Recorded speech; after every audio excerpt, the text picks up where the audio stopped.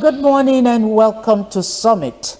Today we turn our focus to a major diplomatic development that has stirred global attention. The declaration by the United States President Donald Trump naming Nigeria as a country of particular concern. This designation has raised questions about Nigeria's human rights, religious freedom, and its relationship with the United States. To help us unpack the reasons behind this decision and its implications for Nigeria's global standing, I'm joined by a public affairs analyst, Aki Fatunke. Good morning, sir. Good morning. You're welcome on Summit. Always a pleasure to be here with you, and good morning to our viewers, listeners. All right, so first on this issue, let's begin by helping our viewers understand the basics, especially what it really means when a country is declared a country of particular concern, as mentioned by President Trump. It's simply the fact that after they looked at their VUCA prison, volatility, uncertainty, ambiguity, and major shocks, and the ambiguity surrounded with it, the American interests of a free world, democracy, freedom of religion is impacted this time around by the malaise that has bedeviled the whole wide world about terrorists, terrorism, terrorist financing, ISWAP, Al-Qaeda, begin to mention them to our Boko Haram. It means that such a country is being, quote unquote, genocidal. A lot of killings, a lot of kidnappings, a lot of maimings, where life has become nasty, brutish, and short. That essentially is putting everything in the pot for you to be so designated as a country of particular concern. Now, American interests, okay, apart from your own internal interests, your American interests too are also surrounded in between and betwixt your country and Brother Sam might now look at it and say, look, our interests, our people are jeopardized one way or the other. And before you could say Robinson before Jack, you may lose them. When a country is like that, it's considered as a country of particular concern. All right, so in the face of all this that you have said now, let's talk about specific terms of incidents and situations within Nigeria that might have influenced this decision. Because from what the President Trump said, it's about the insurgency, even though so many people seem to be blowing it out of proportion. But if we look at the entire scenario, we can also talk about the specific terms, incidents, and situations within Nigeria that has caused this labeling on the country. Chumoke, he was pinpoint specific. And his pinpointing specificity was that Christians were being killed in Nigeria.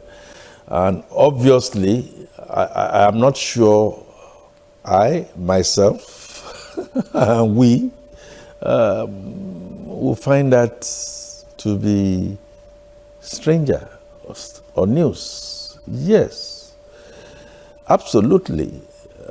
Since 1999 and even beyond, we've had issues surrounding mass killing.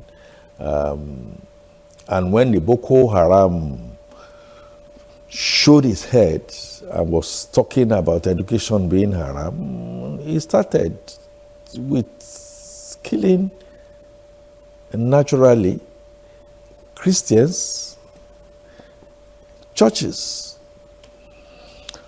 So in the specific reference to Donald Trump, he was making an allegation that some of us know as Christians being killed and being slaughtered. But we also know that non-Christians are also affected by what's going on. So we may get to it in the course of these discussions because I believe there are some other deeper raison d'etre for him to now be specifically looking at the Nigerian situation, and that includes the endogenous, the outside influence about geopolitical alignment and realignment, China, Russia, issues surrounding, quote and unquote, the emancipation of Nigeria, really, in terms of the minerals and the resources that I know we have, of the Gulf of Guinea, the marine sounds. People who are into security will understand that. This boiling of Nigeria, whereby Nigeria with its population should continually be a consuming nation, and that appears to want to be changed with specific reference to that bold, audacious method that you call Dangote. And the questions are now being asked. What really might be the real reason? Because there are real reasons, there are perceived reasons, there are optical reasons, including our politics, and the fact that we ourselves have never been, in my mind, united, of tribe, of tongue, of race, of creed. And so another scramble for the sub-Saharan Africa, of which Nigeria was a major part. Well, you see, no matter how good or bad, these are what President Trump has brought to limelight is. I grew up in the north. I grew up in Kaduna. I was born there. I schooled there. I married there. I had my children there. And it was this issue of unrest that made my family leave Kaduna. So then it was truly about Christian, Muslim fights, or attacks rather. It wasn't a fight, So that was what it was then. But along the line, I know that it got out of hand. They were killing both Christians and Muslims. But for people to deny that, or not deny rather, but trying to talk down or make light of this issue of the killings in the north, I think I have an issue with that, But let's dig deeper into the core issues, talking about the key human rights and religious freedom concerned that were cited in this case. Do you think it should be downplayed by our government? It cannot be downplayed. It will not be downplayed. And Jumoke, I'm going to be a bit less emotional on this call. I am home, safe and dry with you in your gestalt. Gestalt meaning your worldview, based on your experience. I also schooled in the north. And I know that at that time, the concepts of unity, federal character was the reason why we had federal government colleges at that time. And so we had all of us all commingling, doing things, in spite of the fact that we had our differences in identity. But we were thought to clobber together.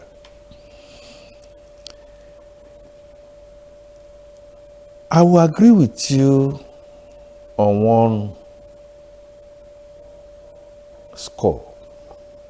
What you have described now as talking down, what you have described down as wanting to play down, Or make what you have described now as being a Humpty Dumpty that is sitting on the wall, not knowing that, look, if he has or she has a great fall, can never be put together again, in the altar of politics, tricking people to ascend and gain power. It is in the coloration of politicians just to continue to pretend as if black is white and vice versa. But there have been concerted, albeit not too strong attempts to recognize that they were there and they will continue to be there. Historically, I go back to the First Republic when Nnamdi Azikiwe was making the point that we should forget our differences. And Ahmadu Bello said, look, these differences are there. Let's understand them. Let's see how we can get over that. And that takes us to the amalgamation, which was for some other interests other than Nigeria's. And so just sew it together, even if things are not moving in the direction that they should move. And then we ourselves now then got back and started our Fuju, 1804 jihad from Futajalon, porous borders, bringing people in, that was accentuated heavily during Buhari's tenure, second tenure as president. So there is such disbelief to say, whether by way of population, by way of call it that the incubus knot takes the direction as regards how Nigeria is going to be ruled. Divide and rule that we have in the south, south-south, southeast, the southwest, the central, again, that was clobbered together. It's the north, this is the south. We've never been able to get a grip out of that. And for you to be able to seize power with the kind of constitution that we have, you've got to be able to win that incubus plus others. We have not been able to get our acts together. So all politicians come,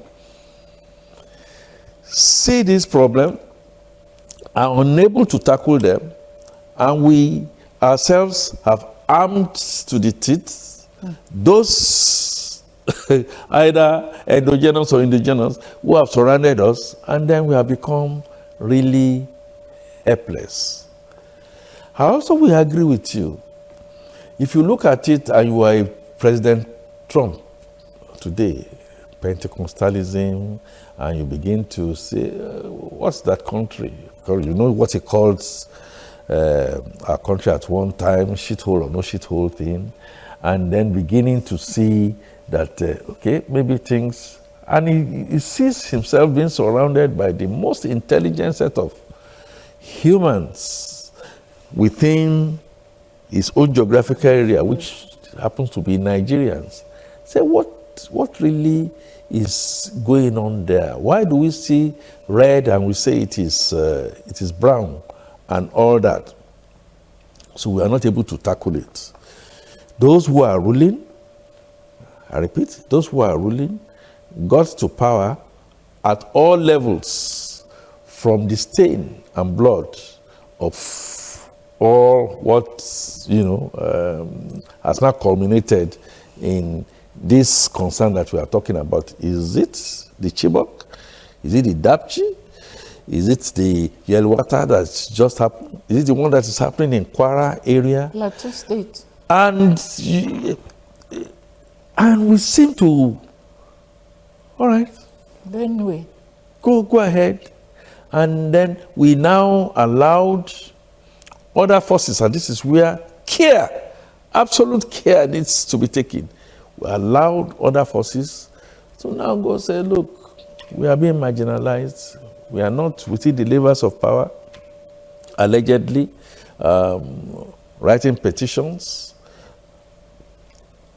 clobbering secessionists with, with religion. Everything becomes jambalaya. If it were going to be an omelette, you can still have something to eat, but it's now so thrown badly. Don't forget, our resources have been despoiled, both by same Americans, both by Europeans, when our people that they use at one point in time steal as much as possible. They have a safe haven in those kind of countries. So, Jumake, it's much more complex. It's much more ambiguous. It's much more destructive. It's much more than all what at the surface. All what we see. And then, of course, we now have a president who is aligning with BRICS, have a president who has two ambassadors, okay, even to the US. You now have a president who, for one reason or the other, is shaking Russia, shaking China, and then America. Please don't let us forget, Jimmy, that at the onset, is this same president, Donald Trump, that gave us a bit of a lifeline. The president that we thought was a black president and was going to be an Obama ignored us for reasons that we were ourselves know our own goals. And they were not going to assist us in any way.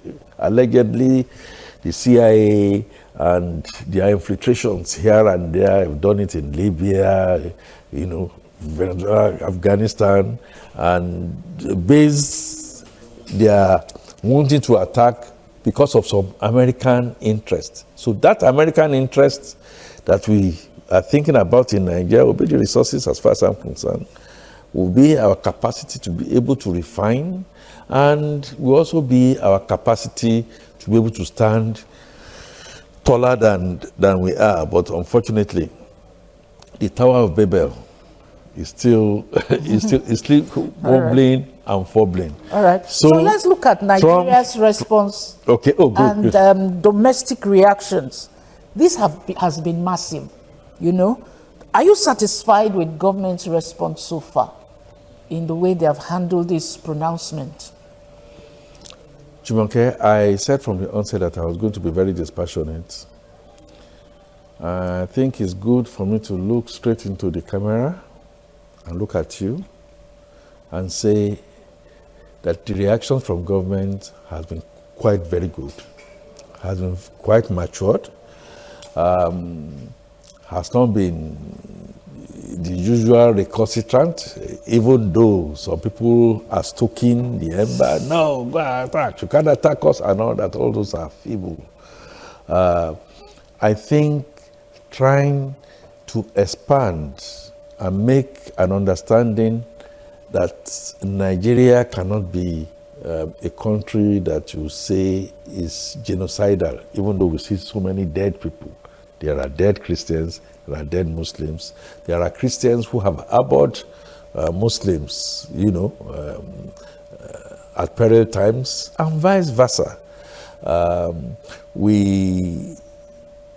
am particularly happy at the short statement that President Bola Ahmed Tinubu made, now amplified by his special assistants in Daniel Buala, saying, no, we are not what you think we are, that we have taken concrete action Okay, there's a difference. Now, the response versus the action that has been taken is not much to be said, because on March 18, I think it was last year, this same President Bola met Tinubu with his Attorney General, caused to be published names of terrorist financiers, Mamu Tukuru, one of 6, and then, Bureau de Change operators, their names are the only one, maybe I haven't looked well enough,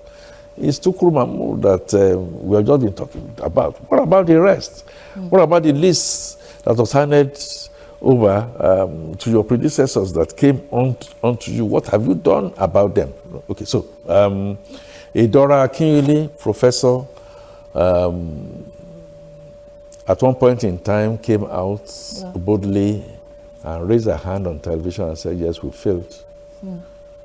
When you know you have failed, have not done well, it's not by continuing to dig in or by any propaganda. Say we've not done well enough. Let's stop. Let's begin to see how we can reinvent ourselves. So the response so far has been balanced. I see in 1 or 2 quarters people are saying, "Go, come on, bring it on," and all that kind of stuff. The president or this government apparently has not listened to them, but emphatically singing the tune, no, there is no genocide, deliberate genocide against Christians. There is no deliberate genocide against Muslims. We have insurgencies. We have people that have been armed to the teeth at times when we didn't have enough arms, including the kind of support that we should get from America. Please don't see it as too much of a pride. We are looking at issues of corruption. Just go out there, and now they are waking up to see how they can appoint ambassadors. I hope President Bola Tinubu will be able to shock me and shock you by appointing you, Jimmy, as one of our ambassadors. Seriously speaking, no, because we have core of talents. It should not just be politicians.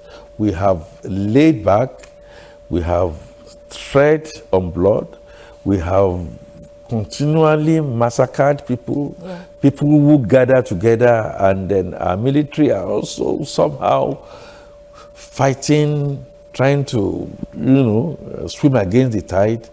We now need the kind of cohesion that we should have, and not division. All right, so, when you read some of these things online and you check people's comments, you just laugh and laugh.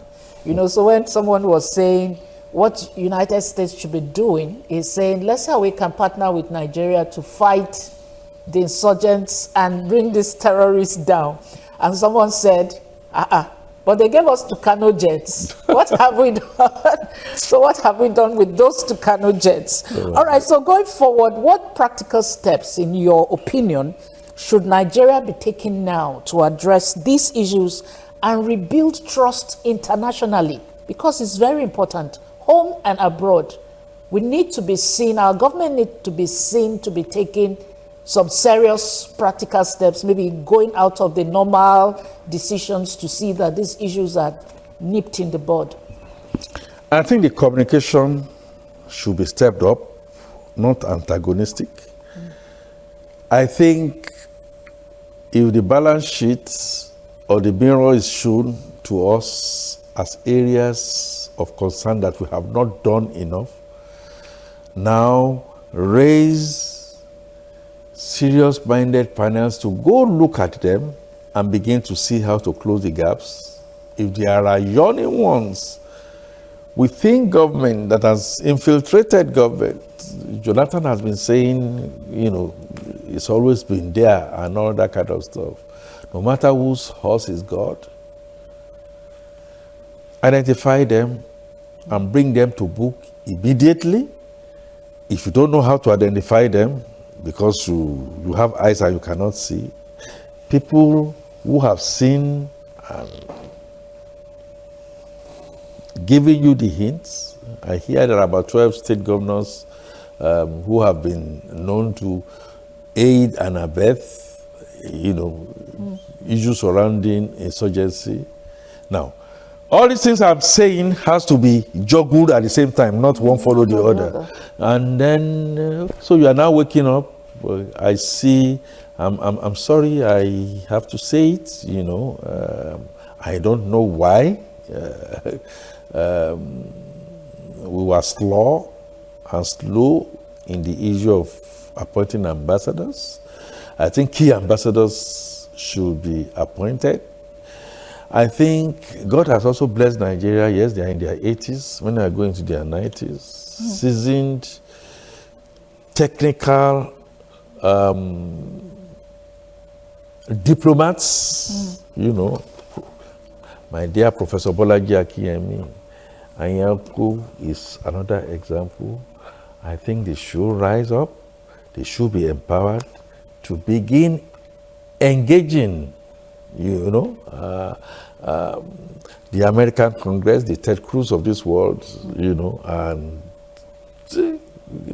please, let's sit down. Let's begin to look at things. These are areas of concern. These are areas that we also have concerns, allegedly, and there are certain things we are not going to take. You are not going to be dictating to us. We are a sovereign nation, no doubt about that. At the same time, we also have our own foreign policy. And we have stated it about the war that is going on between Israel and the Palestine. Yeah, we have always been non-aligned, and we have always looked for all that. So we do a bit of a give and take. I know President Trump, he sometimes acts or speaks before, recognizing certain things. He should know that we cannot be like South Africa or elsewhere. Apologies to my dear brothers that he's going to want to talk down on and all that. We have people. So we begin to put this together. I saw a clip not too long ago. It gladdened me. The Russian national television had to speak to Buala, and he was brilliant and all that. So the thing is taking some kind of international dimension, and President, the other POTUS are also saying, look, not just in Nigeria, elsewhere, ain't going to happen that you are going to get American blood to come and spill, if not for wanting to come and put our teeth down somewhere. The unity that I mentioned, also people that are agitating that they want to separate, yeah, they are free. They should go through that normal process. We have a prisoner, is it a prisoner of conscience, we call it, in Kano, should, in my humble opinion, go through the courts, and a political solution should be sought fast and fast enough. And then finally, the hunger and the anger in the land, President Bola Ahmed Tinubu should, as in everything, when you take 5 steps forward, there is no harm if you take 1 step backwards. You are still 4 steps that you have taken. We need to please, with the array of governors that you have that are all coming under one party because the other political parties have not been able to put their acts together. We should not go one party state. It should be abundance for all, the space of strikes and what have you. And so when we now have those ambassadors, whoever is sending petitions, we will also have our position to counter. Nigeria is ready to partner with the United States of America. We have shared values. We have shared mission and vision. Yes, we recognize the American interest. Yes, I happen to have spent the better part of my career working in an American interest that turned me to be what I am in terms of my worldview and my capacity in terms of governance. America's interests should be such that that can be deepened. Handshake, the Chinese and the Russian are all there. Russia is already in the West African sub-region, in our land borders, all surrounded. America might be looking for where to want to fetter, and using Nigeria as a launch pad will have a backlash. There's no doubt it will have a backlash. So, All right. so those are some of the things we need to do. Okay. In other words, Jumoke, I am saying 2 wrongs cannot make a right. 4 wrongs cannot make half a right. But let's start inwards. Let's start from ourselves. Let's address the issues. There are issues. At the issues. Yeah. And tackle them. If we are not able to tackle our issues, other geopolitics have decided that, look, can we pull apart a little and decide how we are going to get ourselves governed? Because come 2027, the din and the noise will continue, you know. We've not been able to, All right, thank you, sir. to take a decision on rulership, who should rule us. We no go agree. Politics of Emilokun, politics of Thank you. marginalization and all that kind of stuff. Thank you very much, Akin Fatunke, for sharing your insights with us. It's really been a very enlightening conversation with you. Thank you so much. Thank you very much, Jumoke. I hope you didn't forget my prediction. I even like your cap. Thank The you way very it's much. sitting is just in a class of its own. It's making a statement. America, Donald Trump will not bring Jack Boots to Nigeria. All right. We are going to get around it, and you are going to be nominated for higher roles in our country by the special grace of what I believe in. Thank you. All right, so the conversation around governance, human rights, and international perception continues, because how the world sees Nigeria often begins with how we conduct ourselves at home. So that's the final word on this. We'll go on to the next segment on the program like we always do.